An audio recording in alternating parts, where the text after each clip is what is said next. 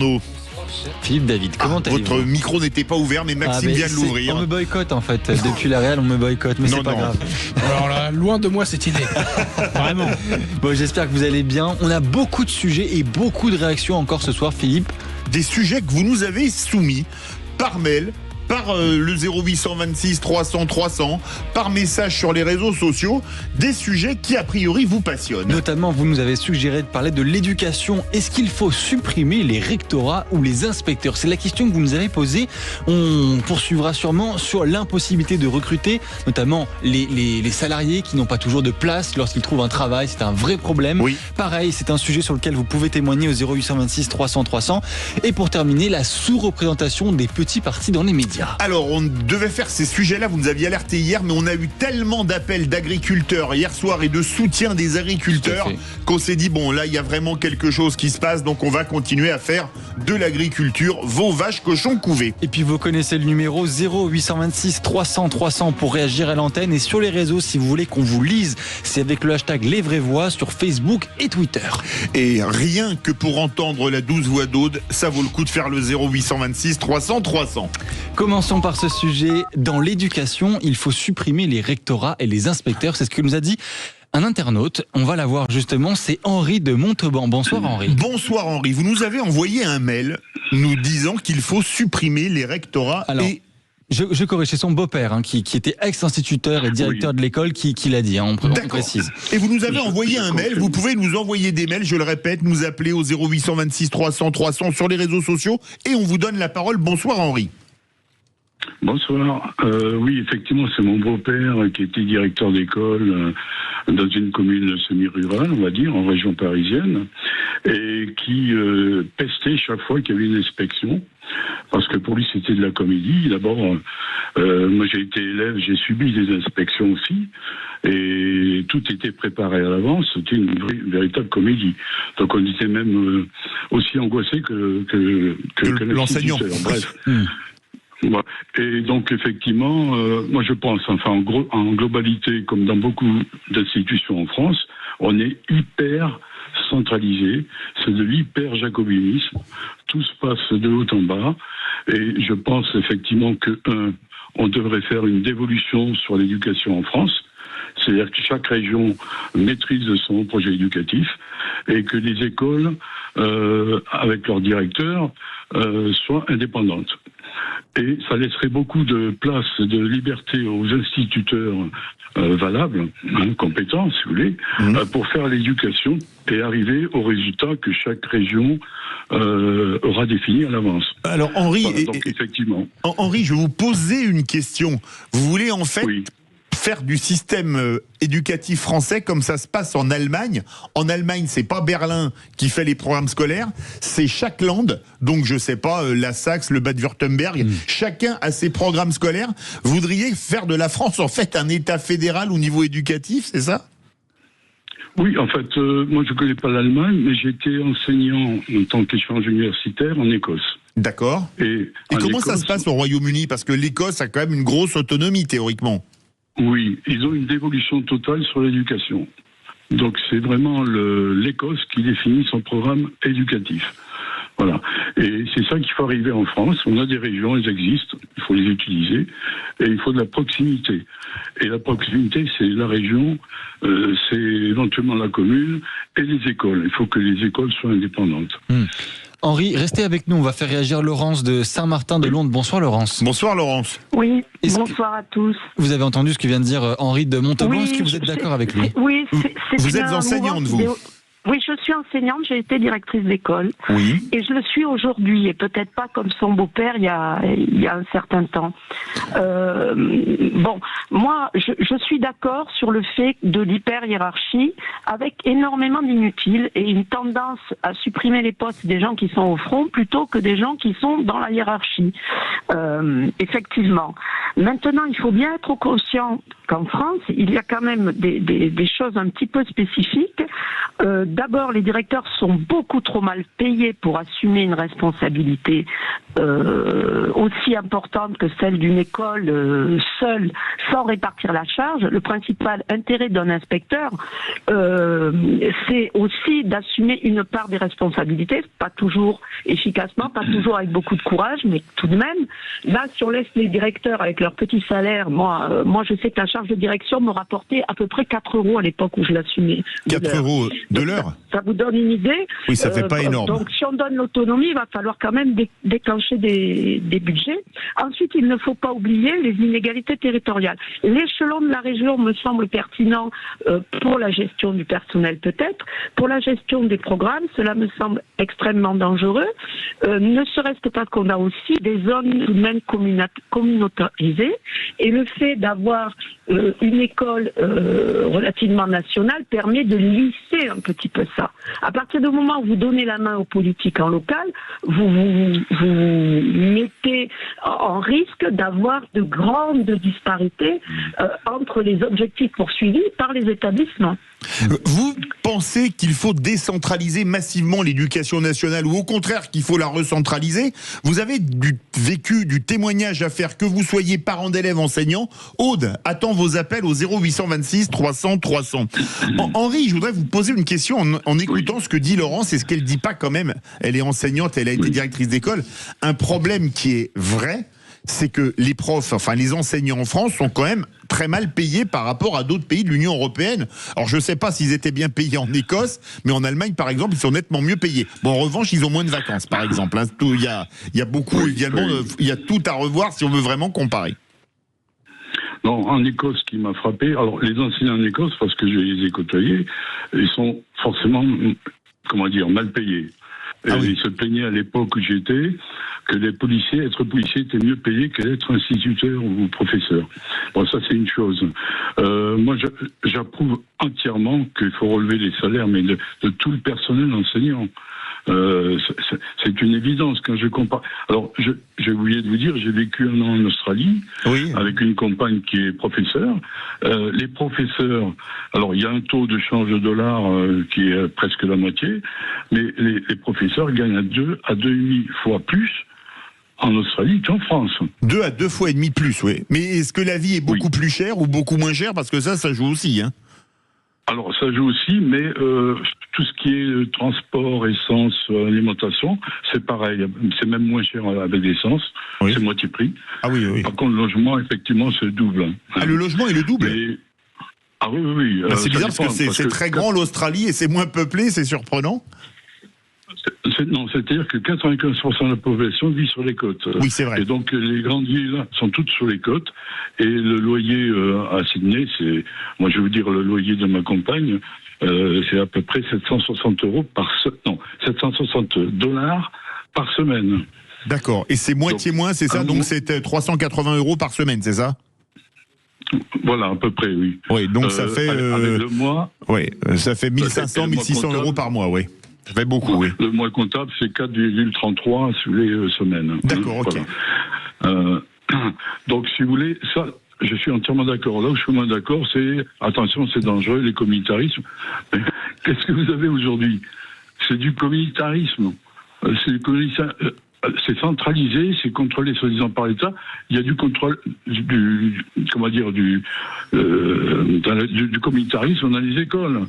Alors, donc c'est pas un danger en soi. Le danger, c'est de ne pas avoir le courage. Alors, au niveau national, la ministre, il va pas avoir du courage pour vaincre le communautarisme. Mais dans les écoles, je peux vous dire que les professeurs, les instituteurs, ils savent de quoi ils parlent.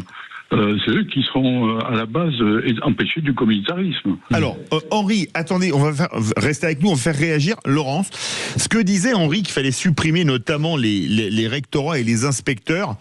Hier soir, on avait beaucoup d'agriculteurs et beaucoup nous disaient, et ils nous le disent régulièrement, que ce qui leur pose problème, c'est toute la paperasse qu'on leur demande à faire pour le ministère de l'Agriculture, pour ceci, pour cela. Les médecins nous disent la même chose, que ce soit en hôpital ou que ce soit en médecine de ville, que tous les documents, les tableaux Excel qu'ils doivent faire pour les agences régionales de santé, pour ceci, pour cela, c'était intenable.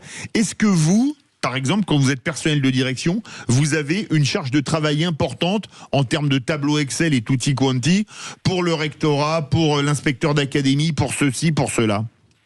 Oui, tout à fait. Mais en même temps, devoir piloter à partir d'indicateurs n'est pas quelque chose qui me choque. Moi, je suis économiste au départ, donc c'est pas quelque chose qui me choque. Ce qui me gêne, c'est que dans cette hiérarchie, il y a quand même un certain nombre d'inutiles qui ne sont comptables de rien. C'est-à-dire que vous pouvez avoir un inspecteur extrêmement maltraitant, il pourra rester 20 ans à détruire des gens, ça ne sera pas un problème. Pourtant, il n'y a plus, contrairement à ce que disait le monsieur, d'inspection. Les inspections régulières, etc., n'existent plus, ne jouent plus sur le salaire. On a 3 ou 4 visites dans toute notre carrière, et moi, par exemple, ça fait peut-être 8 ans que je n'ai vu personne, et je ne verrai personne jusqu'à la retraite. Donc l'inspection a été remplacée par le rendez-vous de carrière. Voilà. Donc on n'est plus sur ce côté-là. Mais en même temps, penser que donner de l'autonomie et laisser les gens se débrouiller sur le terrain donnera quelque chose de forcément plus vertueux, c'est une posture idéologique qui est la même que de dire qu'il faut tout centraliser. Moi, à mon avis, si l'on doit réformer, il faut le faire avec une confrontation de toutes les idéologies. Moi, ce dont je souffre en tant qu'enseignante sur le terrain, c'est désormais de devoir faire tout et n'importe quoi, de devoir remplacer les instituts médico-éducatifs en accueillant des enfants quelquefois lourdement handicapés sans les moyens. C'est plus la paperasse là qui va nous gêner, c'est d'être seul, sans médecin scolaire, sans psychologue scolaire, oui. de devoir tout faire tout seul.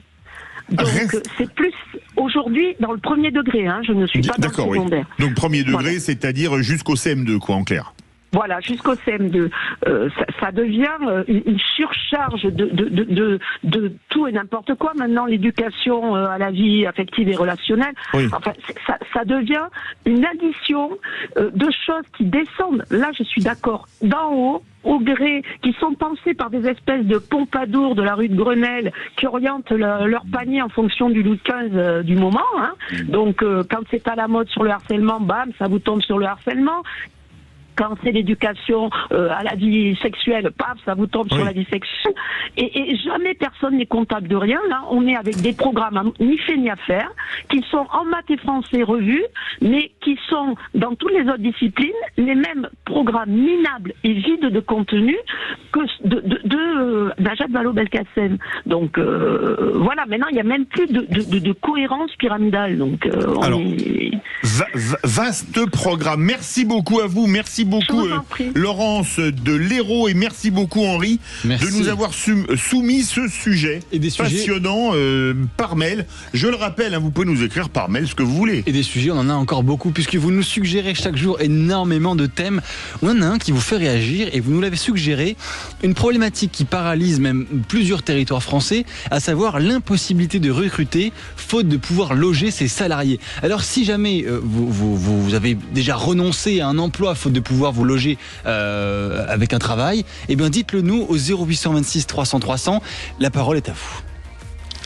Sud Radio. Sud Radio. Parlons vrai. Parlons vrai. Sud Radio. Parlons vrai. Une balnéaire, est-ce que c'est ça vraiment, ou c'est dans tous les territoires? Ce qu'on appelle souvent pour les saisonniers, par exemple, où on a les gens qui viennent pour faire la saison de ski ou la saison d'été, qui sont maîtres nageurs sauveteurs l'été et moniteurs de ski l'hiver, par exemple, et qui ne trouvent pas à se loger, tant c'est hors de prix parce que c'est la saison. Ouais, exactement. La saisonnalité, c'est vraiment très très problématique.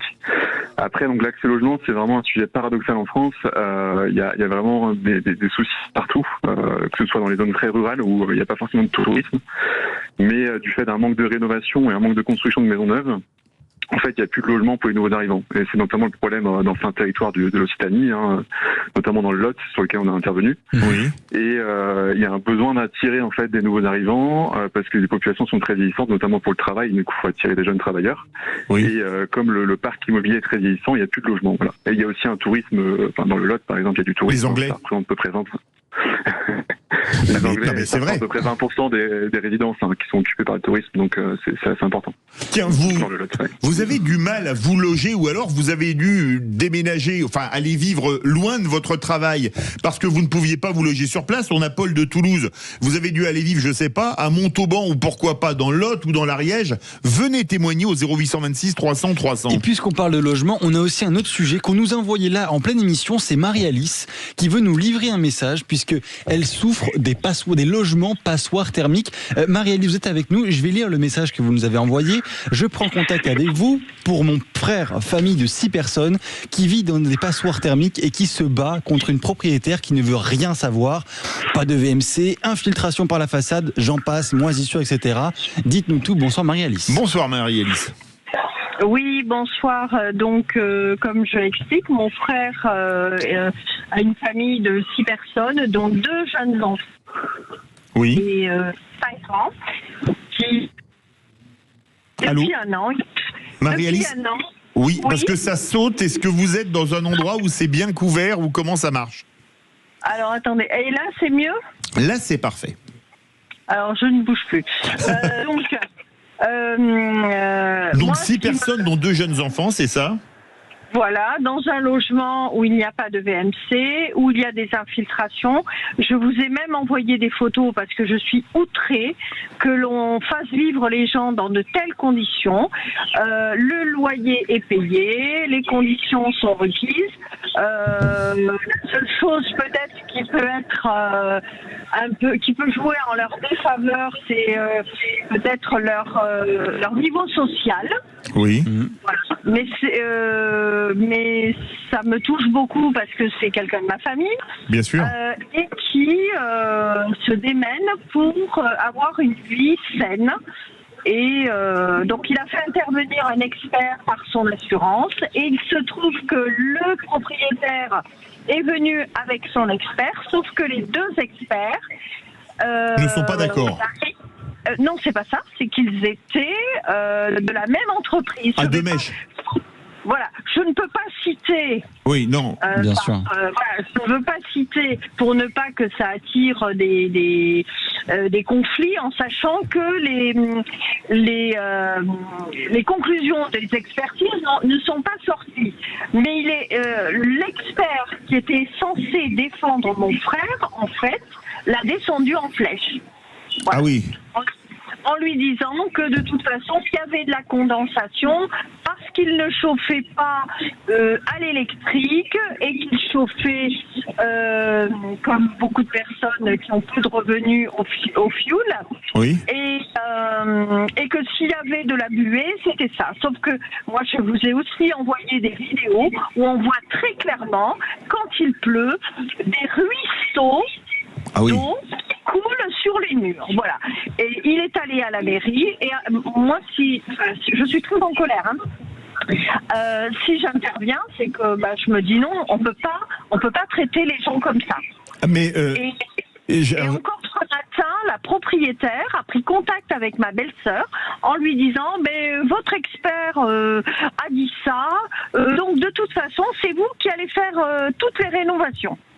Ah ben non, mais enfin, excusez-moi, quand le propriétaire, c'est lui qui est le propriétaire du bien et qui doit faire la rénovation, c'est jamais le locataire. Hein. Ben oui, mais là, donc voilà, et c'est vrai que mon frère est en panique parce que, voilà, avec 2000 € de loyer, de salaire pour 5 personnes, c'est quand même, voilà. Voilà. Donc moi j'intervenais parce que je me dis mais comment peut-on faire pour que les choses changent et que les bons locataires font les bons propriétaires et vice-versa. Et vice-versa, absolument. Alors, on doit faire une pause. On vous garde, Paul et Marie-Alice, pour parler des problèmes de logement. Notamment des passoires thermiques. Si jamais vous êtes victime de passoires thermiques, que vous vivez dans un logement insalubre, ou même, comme l'explique Paul, que vous ne trouvez pas de logement suite à un nouveau travail, par exemple, dites-le nous, 0826 300 300. On attend vos réactions avec Philippe David. À tout de suite.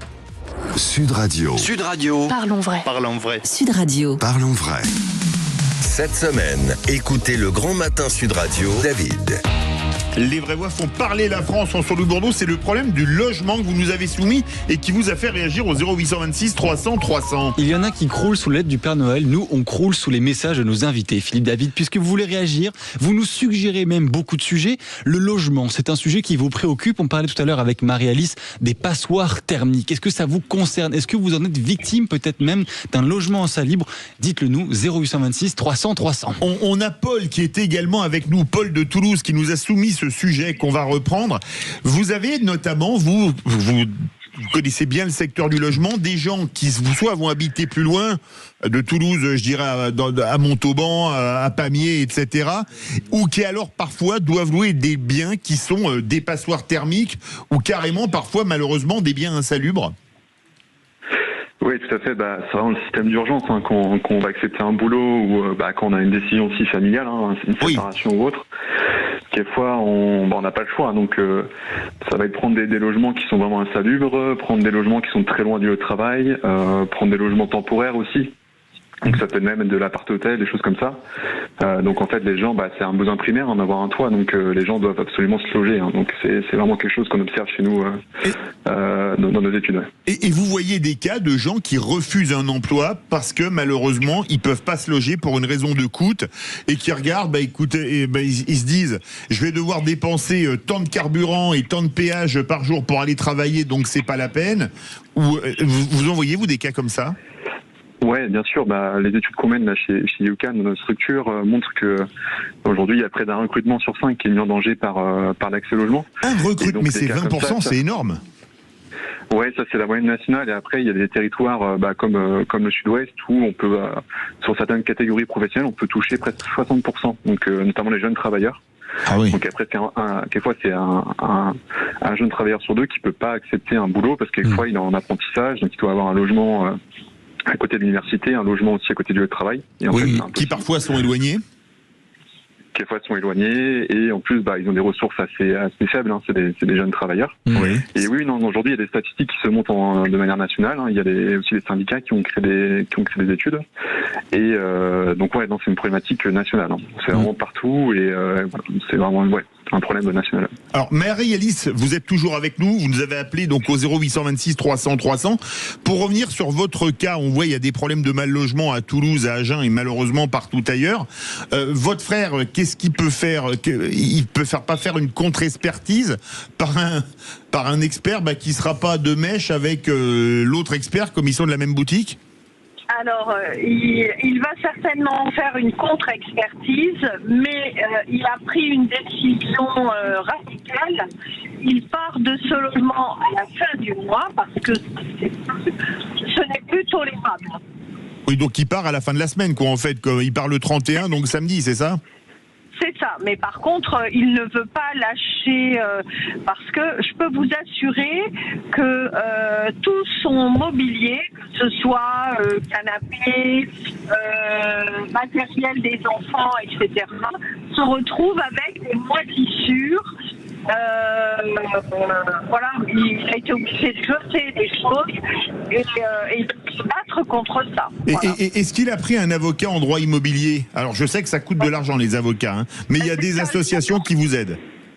Le problème c'est que... Des notaires aussi. Des notaires aussi, Paul? Oui, des notaires. C'est quelquefois un notaire, c'est un bon premier axe de travail. Et aussi la DIL, qui est une association en fait qui peut aider les locataires. Ah oui. Marie-Alice. Le problème, c'est qu'il a été voir la mairie qui apparemment ne veut pas bouger. Ce logement appartient à une SCI avec des gens un peu haut placés. Voilà. D'accord. Voilà. Et comme c'est un petit village du Lot-et-Garonne, voilà, il a du mal quand même à se faire. Ah bah, si vous êtes avocat en droit immobilier ou en droit du logement, etc., que vous avez quelques conseils à donner à Marie-Alice, n'hésitez pas, appelez Aude au 0826 300 300, mais ça réagit encore et encore dans le Lot-et-Garonne. Absolument, puisqu'on a Thomas d'Agen qui est avec nous, qui est concerné par le mal logement. Il cherche peut-être même un logement. Bonsoir Thomas. Bonsoir Thomas. Bonsoir. Bienvenue, dites-nous tout. Alors vous avez du mal à trouver un logement, c'est ça ? Voilà, ça fait plus d'un an et demi que nos propriétaires ont repris le logement et depuis on est galère sur galère et on a trouvé juste un gîte, ça fait 1 an qu'on est dedans. D'accord. Et depuis, même les logements sociaux, on nous sort le raisonnement de dire vous avez trop de véhicules, genre le camping-car qui nous a permis de rester 6 mois à l'abri du froid. Oui. Donc du coup, on veut pas le lâcher parce que on sait pas ce qui peut nous arriver maintenant. Et du coup, ils ont dit on veut pas que vous rentrez à cause du camping-car, vous devez le vendre. Pour bien comprendre, donc vous étiez locataire peut-être longue durée dans un logement, les propriétaires donc ont décidé de reprendre le logement, ce qui vous a mis dans cette situation, c'est bien ça ? Voilà. D'accord. Mais comment est-ce qu'on peut vous obliger à vous séparer d'un camping-car ? Vous pouvez le garer dans un coin où le stationnement est gratuit. Comment ça se passe ? Parce que je vois pas comment on peut vous dire ça.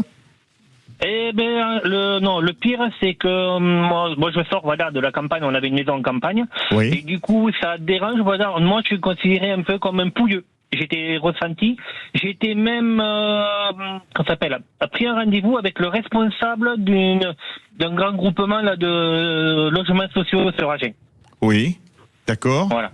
Et il s'occupe de votre dossier au groupe de logements sociaux, il n'y a rien ? Il n'y a rien. Et vous cherchez vous travaillez à Agen, vous, c'est ça ? Moi, je suis à mon compte. D'accord. Ouais, donc du coup, à mon compte, c'est considéré comme pas de salaire pour eux. Ah oui, ça. Voilà l'excuse qu'on me sort.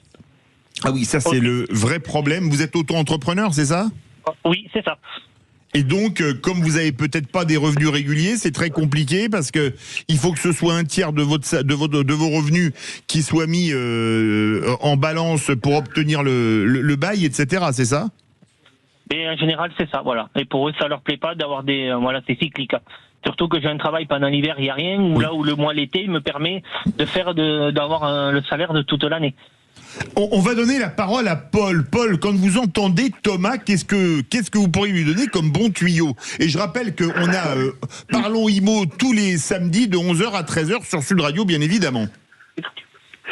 Oui, c'est vrai que c'est un sujet compliqué pour les entrepreneurs indépendants. C'est de justifier vraiment des fiches de paie et une stabilité malgré que les revenus sont là, mais pas forcément. Surtout quand on est auto-entrepreneur, si je ne m'abuse, on n'a pas de fiche de paie.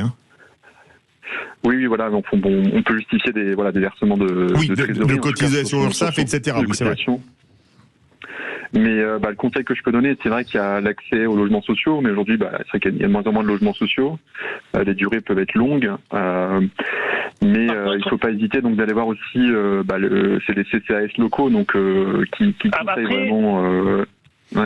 Après, je vais juste revenir là-dessus. Dernièrement, on sait qu'il y a 4 logements sociaux qui ont été montés. On n'a pas eu de retour. Et aussi, il faut savoir un truc que moi, après, il faut que je relance 2 ou 3 maires parce qu'ils sont dans les trucs pour pouvoir pousser le dossier. Si aucun élu si on n'a pas de piston, ça, je trouve ça inadmissible, on n'a droit à rien. Et après, le conseil à donner, c'est un conseil très simple, mais qui est pragmatique, c'est aussi des fois d'expliquer la situation sur même des groupes Facebook de villes locales, et en fait expliquer que vous cherchez un logement par exemple dans votre ville, et des fois il y a des propriétaires qui vont un peu avoir un coup de cœur aussi pour votre situation et vont avoir confiance dans l'humain en fait en vous, et du coup vous aider à peut-être vous confier un logement malgré que votre situation n'est pas forcément très stable. Mais c'est ce que j'ai eu là en ce moment, on est dans un gîte grâce à ça. Dans un gîte, un gîte rural, c'est ça qu'on loue par exemple l'été pendant les vacances. On est à 5 dans un gîte de 30 ou 40 mètres carrés. À 5 ? Oui. C'est pas beau. Ça fait pas beaucoup par mètre carré, pas beaucoup de mètres carrés par personne, pardon. Mais après, quand vous avez vécu pendant, on va dire, 3 mois en tente, 3 mois entre une caravane et un camping-car, je peux vous dire, ça fait grand. Ah oui, effectivement.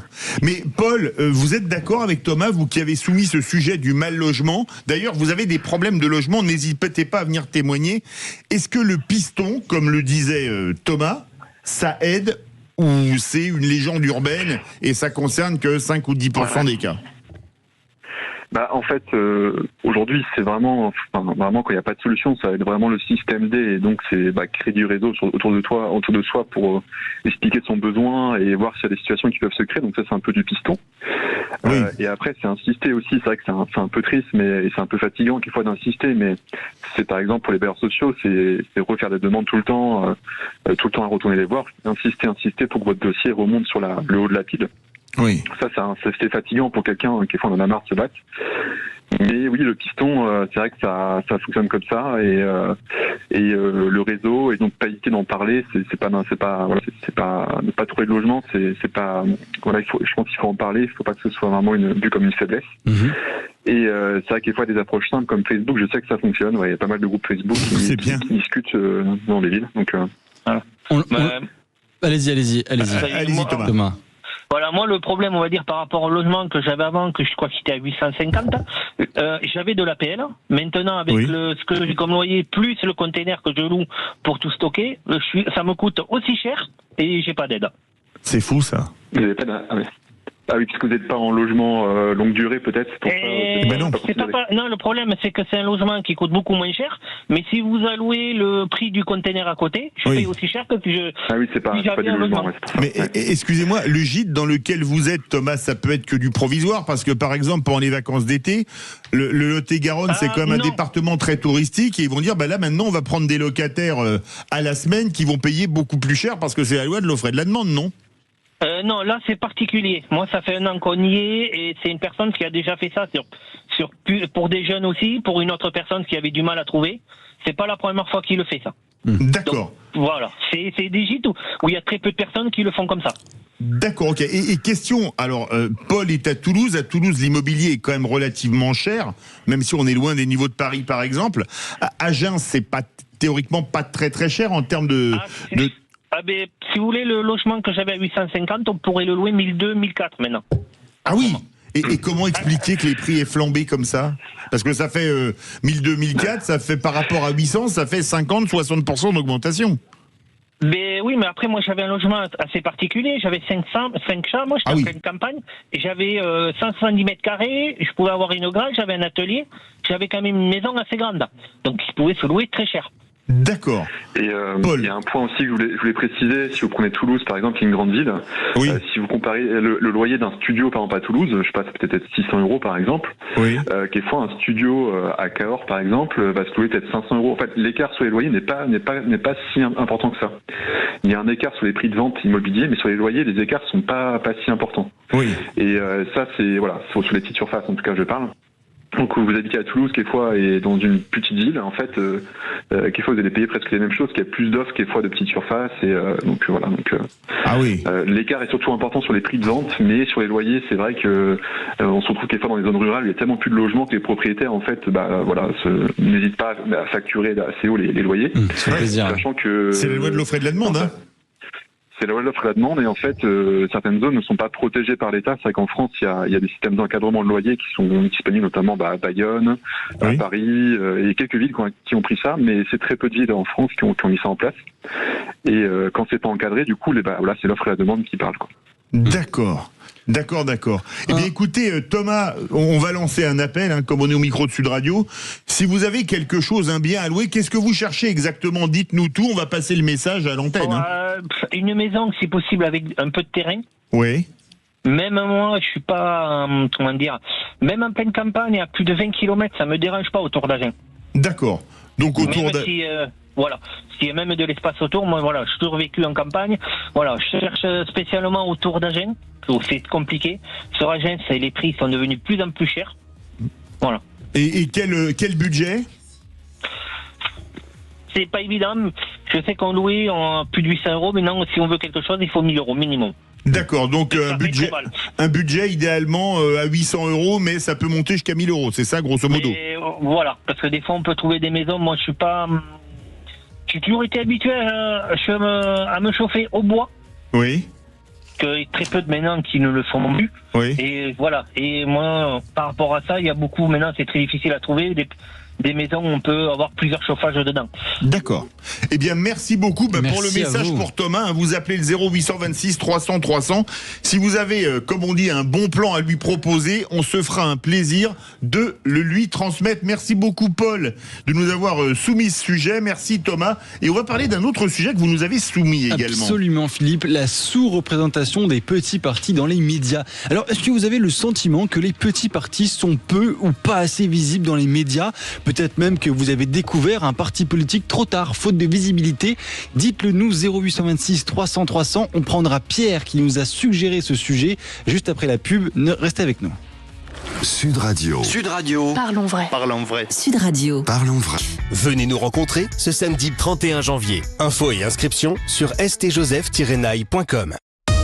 Sud Radio, les vraies voix font parler la France. Philippe David. Les vraies voix font parler la France. Dernière ligne droite avant Magali Berda, François Louis. Vous nous suggérez des sujets qui sont tous très bons au 0826 300 300 et Pierre de Toulouse nous a pareil envoyé un mail avec ce sujet, la sous-représentation des petits partis dans les médias. Alors, comme j'ai dit tout à l'heure, est-ce que vous avez le sentiment que certains petits partis politiques sont peu visibles dans les médias ? Bonsoir Pierre. Bonsoir Pierre. Bonsoir. Dites-nous tout. Alors écoutez, moi je crois que depuis des années, les Français comme les médias s'indignent du niveau de la classe politique en France. Et je le dis à l'antenne, et non mais c'est vrai, je le dis à l'antenne, rien ne changera tant que l'on continuera à suivre les principes de l'ARCOM et du CSA. Alors je vous coupe, le CSA n'existe plus, il a été remplacé par l'ARCOM, voilà. Voilà, pour le pluralisme politique précisément. Tout à fait. Alors le principe est le suivant, un parti politique est invité dans les médias en fonction du pourcentage des dernières élections et du nombre d'élus à l'Assemblée nationale et au Sénat.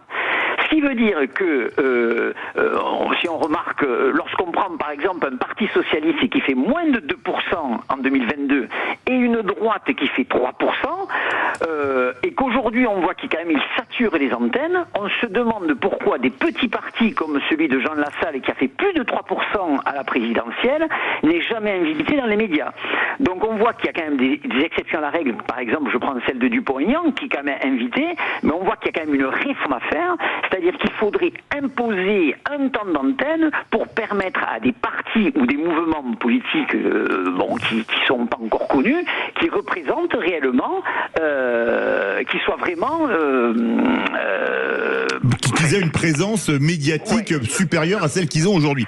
Alors, je vais vous prendre un autre exemple. Pendant des années, le RN, qui faisait régulièrement 15, 16, 17, qui était même au second tour de la présidentielle, je pense à 2002 notamment, mais n'avait pas de groupe parlementaire, parfois avait 0 député en étant au second tour de la présidentielle, avait très peu de présence médiatique, et à l'époque, certains disaient c'est pas normal, mais on n'a jamais réformé le système. Pourquoi est-ce qu'à votre avis on le réforme pas ? Parce que je suis sur le fond d'accord avec vous. Les règles existent, mais c'est vrai que elles sont, à mon avis, un peu discutables.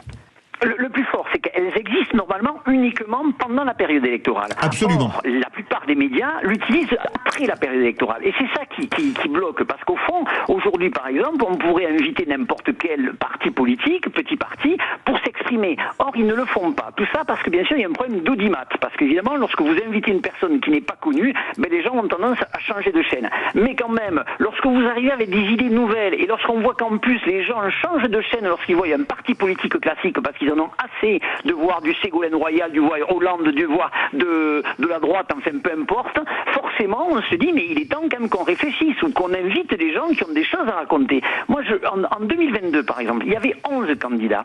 Oui. Derrière ces 11 candidats, vous avez à peu près 2 personnes qui s'occupent de conseiller, d'analyser et de proposer des solutions. Ce qui porte à 33 le nombre de personnes qui vont pendant 5 ans diriger notre pays. Parce qu'au fond c'est ça. Parmi ces 33 personnes, il va y avoir 3 personnes bien sûr qui vont, un élu et bien sûr 2 autres personnes derrière, qui vont diriger notre pays. Or, ces gens derrière, on ne les voit jamais. C'est-à-dire ceux qui sont derrière les têtes d'affiche ne sont jamais invités, voire même, ils sont inexistants. Sauf pour, par exemple, monsieur... Zemmour, on a vu que, bien entendu, il y avait sa femme qui était Sarah Knopf, qui était elle donc invitée parce que c'était sa femme. Mais sinon, on ne connaît pas les gens qui sont derrière. Or, vous avez des gens derrière qui sont vraiment capables. Moi, je le vois donc dans le groupe de Jean Lassalle et Résistants. Vous avez des juristes, vous avez des économistes, des gens qui ont des choses à raconter et qui sont surtout sur le terrain, qui connaissent réellement les problèmes. Mais on ne les invite pas. Mais Pierre, qu'est-ce que vous proposeriez comme réforme, vous, dans ce domaine? Moi, je crois que justement, c'est à l'Arcom de prendre des décisions, c'est-à-dire qu'on impose pendant l'année, ou une chaîne, mettons, on impose à une chaîne spécifique, par exemple, vous avez la chaîne, la 8, là, je ne sais plus comment elle s'appelle maintenant. Oui, alors c'était D8 qui a été, C8, pardon, qui a été supprimé. Remplacé par la 8. Remplacé par la chaîne parlementaire. Sénat. La chaîne Public Sénat, la chaîne parlementaire. Voilà, selon les heures, c'est le Public Sénat et LCP. Voilà. Public Sénat. Donc Public Sénat, elle, qui est une chaîne quand même politique, elle devrait, passer des partis politiques qui n'existent pas. Or, ils ne sont jamais invités. Et on pourrait imposer aussi sur des chaînes en continu, d'imposer à des heures précises. Alors, je dis pas de les imposer à des heures d'écoute médiatique importantes, mais au moins à des heures, ne serait-ce que pour qu'ils s'expriment, comme on l'a eu fait à une époque pour la musique. Vous savez qu'à une époque, dans les années 80-90, on ne passait que de l'anglais, c'est-à-dire qu'il y avait des chaînes musicales, des radios qui ne passaient que des anglais. Et à un moment donné, on a dit, il faut que les Français puissent chanter et passer dans les médias. Donc on a créé une réforme, et ce qui permettait à des chanteurs français de passer à l'antenne. Je vais vous dire ce qu'était cette réforme. C'était la loi Toubon qui imposait 40% de chansons françaises dans les radios musicales notamment, et même les radios généralistes quand elles ont des programmes musicaux, absolument. Voilà. Et alors à cette époque, parce qu'ils avaient essayé de contourner la loi en passant les chansons françaises la nuit. C'est ça. Évidemment. Bon, alors après, évidemment, il y a eu une réforme là-dessus, parce que, évidemment, du coup, plus personne n'écoutait. C'est-à-dire, ça changeait rien. Ça changeait pas le programme, puisque la nuit, personne n'écoute. Donc, ils avaient remodifié cette loi pour que, justement, ils puissent passer à l'antenne pendant la journée. Et je crois que pour ce qui est du politique, c'est exactement pareil. Il faut absolument que les nouveaux partis ou les petits partis puissent s'exprimer à des heures d'antenne, pas forcément, bien sûr, alors je dis pas la nuit, mais au contraire pendant la journée, mais le matin ou à des heures précises, pour que les gens puissent se faire une idée, et surtout un autre son de cloche que ce que l'on entend toute la journée, c'est-à-dire au fond des chaînes qui, comme je le dis toujours, s'adressent à la menteuse, c'est-à-dire la menteuse, c'est le CSA, c'est pas le CSA, l'Arcom.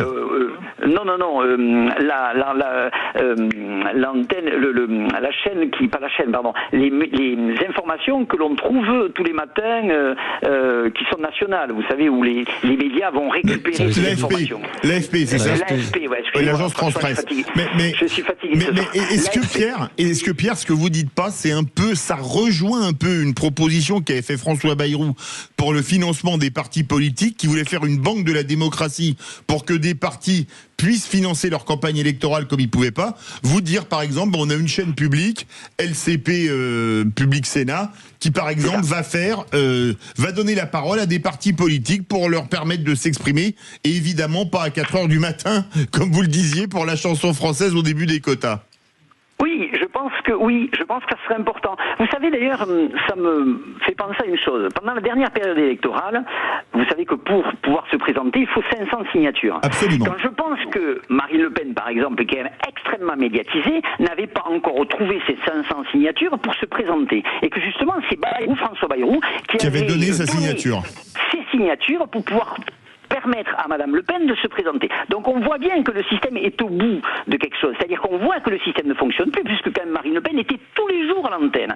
Or, on voit que elle a failli être privée d'antenne. Donc on essaye, au lieu de réformer ces systèmes, on les laisse comme ça, et de temps en temps, on essaye de rajouter, d'arranger les choses pour que, bien sûr, ça permette à des gens de se présenter, mais on ne veut pas le réformer en profondeur. Et je crois que le vrai problème est là, et d'après moi, il y a des solutions, mais faut-il encore vouloir les mettre en place? Bien sûr. Mais ça, je pense que c'est un sujet qui va revenir au moment de la prochaine présidentielle. Merci beaucoup, Pierre, de nous avoir soumis ce sujet passionnant et qui mérite vraiment qu'on en parle, parce que c'est vrai que ça pose des problèmes d'équité réel. Et puis merci si vous avez, François Louis. Merci si vous avez des témoignages à nous donner, 0826 300 300. On les prend bien sûr à l'antenne avec Philippe David. Bonne soirée. Bonsoir Magali Berda. Bonsoir, comment allez-vous? Très Bonsoir, bien, et vous? Magali. Quel est le menu de On ne vit pas dans la même France ce soir? Alors, ce soir, on va parler de la natalité. Ah. Voilà, les bébés. Voilà, il paraît qu'il y a moins d'enfants en France. Ah bah ça, c'est l'INSEE qui le dit. Hein, et exactement. Puis, Il paraît que les Français font moins d'enfants. Pour quelles raisons? On va en parler déjà. Pourquoi il y a moins d'enfants aujourd'hui? J'ai quelques idées. Ben moi aussi. Et est-ce qu'il faut... Comment on encouragerait les Français à avoir plus d'enfants? Enfin, à reprendre un petit peu ce mouvement de... Voilà, les enfants, la vie, c'est l'essence même de la vie. Et pour parler de ce sujet, on reçoit Jordan Guiton, qui est député du Rassemblement National de l'Aube et qui va débattre de ce sujet avec Soledad Franco, qui est coach exécutive et chef d'entreprise et qui est hyper connu sur les réseaux sociaux. Eh bien écoutez, c'est tout de suite avec vous et votre équipe, ma chère Magali Berda. Et nous on se retrouve demain, François Louis. 19h-20h pour la libre antenne. Les vraies voix font parler la France. Et à 17h, les vraies voix avec Cécile de Ménibus et les vraies voix. À demain Philippe. À demain. Ciao, bye.